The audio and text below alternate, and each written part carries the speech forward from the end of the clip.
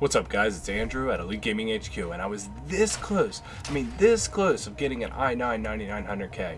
And you know what? I decided against it. And here's the reason why. Because Ryzen 3rd generation Zen 2 is going to be out soon.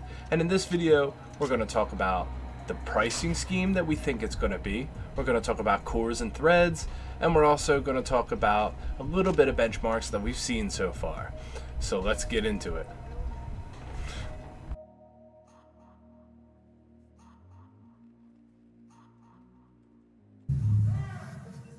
Are you guys excited about Ryzen?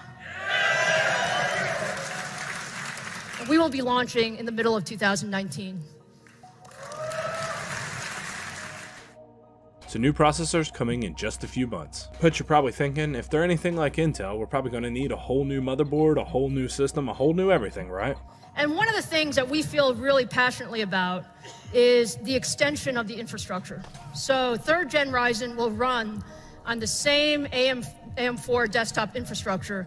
So it's really simple. For all of you who are on Ryzen today, really simple upgrade drop-in for users. No, so basically what this means is if you already have a Ryzen setup, you will be able to update your BIOS as the board partners start to come out with the new BIOS. After the chips have been released, keep that in mind, and then you'll be able to install your new CPU. Now, other way is, of course, you could buy the new 500 series chipset motherboards, or if you wanted to save a buck, you could buy a 400 series or a 300 series after they become compatible. Or if you have a friend, you can borrow his CPU, boot your system up, load in a new BIOS, and then install your new CPU into your own system. You just need to have a buddy that's willing to help you out. Also, on a side note, just be really careful when you do this if you actually use the Ryzen stock thermal paste, because that stuff is like glue. I never use it, but I know people out there do. You simply got to add a twist before you pick up your cooler, that way you can break it loose. Do not want to bend the pin, because then you're really out of luck on either your resale or your buddy who's letting you borrow the CPU. Overall, this is good news because AMD is keeping up with its promise,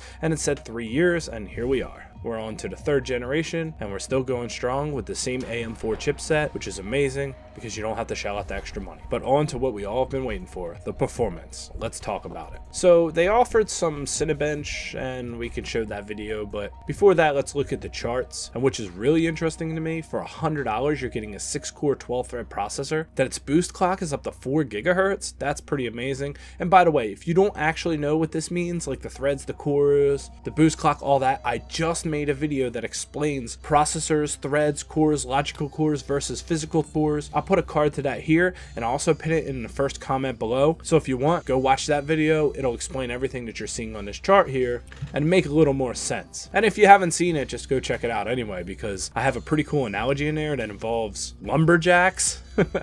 And you can tell me if that's a good way to explain cores and threads. But anyway, back to the chart here. Our TDPs are super low, which is pretty amazing. Not that that matters a whole bunch, but we're seeing more cores and more threads across the board. But the main thing is the base clock looks pretty amazing. We go all the way down here to this 3850X, 16 cores, 32 threads. Its base clock is 4.3. and its boost is 5.1. Does that mean we'll be able to overclock at 5 gigahertz across 16 cores? That would be amazing. I'll tell you this right now, guys. If this chip drops, I will be one of the first people to buy this, because I was just thinking about upgrading my system just to get that 10-15% boost in rendering videos. I was thinking about doing it. I was really going to buy the i9. I did one in a customer build, and man, it just made me like, I want this. I want this. I work hard, maybe I'll get this. But then the more I look into Ryzen and see how it's coming out, I'm like, this is it. This Ryzen 3 stuff is where it's going to be. $499, I understand that's really steep for a lot of people, but for me, having this money already saved up, and I almost wasted it on an i9. Now let's go back down to the reasonable stuff here. I think the 3700 is pretty amazing, 12 cores, 24 threads, or even the 3600. The 3600 is going to probably be the budget build king, coming in at $178, giving you 8 cores, 16 threads. You'll probably be able to overclock it to 4.2. The way Ryzen kind of works, works is you usually can't get your boost clock completely, but you'll probably be able to get at least 4.1, 4.2 across all cores, which is better than what I have now on my 2700X, because sometimes I run into stability problems when I overclock all my cores over 4 gigahertz. And that being $178, which even though this is speculative, this kind of falls into the price scheme that Ryzen has always had, so it kind of makes sense to me. And we go back and look at some of the analyzations of the market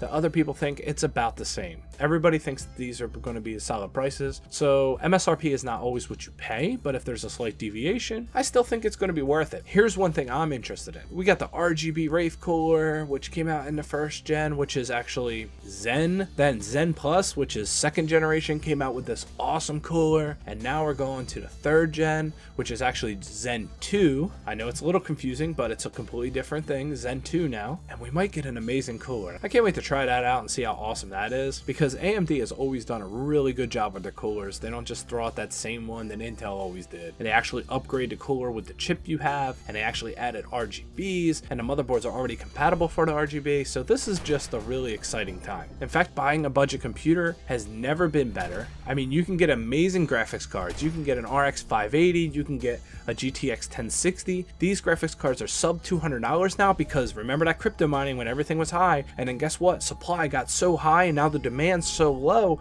that you can buy cards for so cheap to run your games in 1080p Ultra over 100 frames per second, and now you're telling me you can pay $100 and get a 4 gigahertz boost, 6 core, 12 thread processor. That's good for you guys being gamers. That's good for me being a PC builder. Everything's just looking pretty amazing, and I feel like the future's pretty bright when it comes to PC gaming. They actually did a comparison of the i9 9900K versus a Ryzen chip in Cinebench. We can check that out right here, and you can see how rendering performance goes.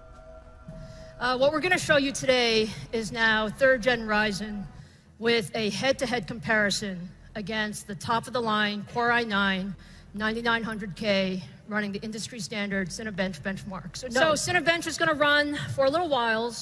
What you're also seeing, just so you know, are the powers. These are the system powers that you see from each. And as I said, the image on the left is the competing processor. The image on the right is Ryzen. And what you can see, let's take a look at the Cinebench scores. Ryzen looks like 2057. Our competitor is running at 2040. So that sounds like a win. Does it sound like a win? Now, as you watch that test, what that test really means is its multiple cores can actually outperform the Intel and score a better score. It doesn't necessarily mean the single core performance will be better, and we will have to see that. Even next year's Intel processors may not have an answer for these Ryzen 9. It's crazy because if you think back on it, AMD had very poor processors back in 2011-12. They were good at the time, but they did not increase. They never made better processors for years. They developed Ryzen and it took them 5-7 years, whatever it was. Meanwhile, Intel just kept handing out the same thing over and over. A refresh, a refresh. The difference between a 2nd gen and a 7th gen was, I don't know, 15% difference. I mean, of course the motherboards came a long way, but they really didn't offer much. If you got an i7 back then and then bought a 7700 like 2 years ago, you were getting basically very similar performance. And now AMD released the Ryzen, Intel's kind of in trouble, so now you're starting to see them actually do things they said they would never do. Oh, we can't put 8 cores on this processor. We just don't have the room. Well, now it's there. The thing about it is market competition is just better for all of us. So if you guys are fanboys for this, for that, that just doesn't make any sense. This makes a lot of sense that we are winning as the consumer because these companies are fighting for our dollar. That's a great thing to have, and it's a good time for us, guys. So I hope you enjoyed the video. My name is Andrew. Be sure to subscribe if you like this kind of content, and I'll catch you on the next one. This is EliteGamingHQ. Thanks for watching, guys. Our mission with Ryzen has always been clear, okay? Our job is to push the boundaries of what can be done by a desktop processor. The 3rd gen Ryzen processor is the next big thing in that mission. And as a desktop processor, it will absolutely set the bar on performance, technology, and power efficiency. On behalf of all of the 10,000 AMDers, we are absolutely determined to drive high-performance computing innovation at the bleeding edge. This is our job one. Whether you're talking about heterogeneous system design, or you're talking about future cores and 2s and 3s and 4s and 5, Navi, all of these, we're putting all of these architectures together, and we're putting them together in new ways. But as much technology as we've shown, there really is a lot more to come.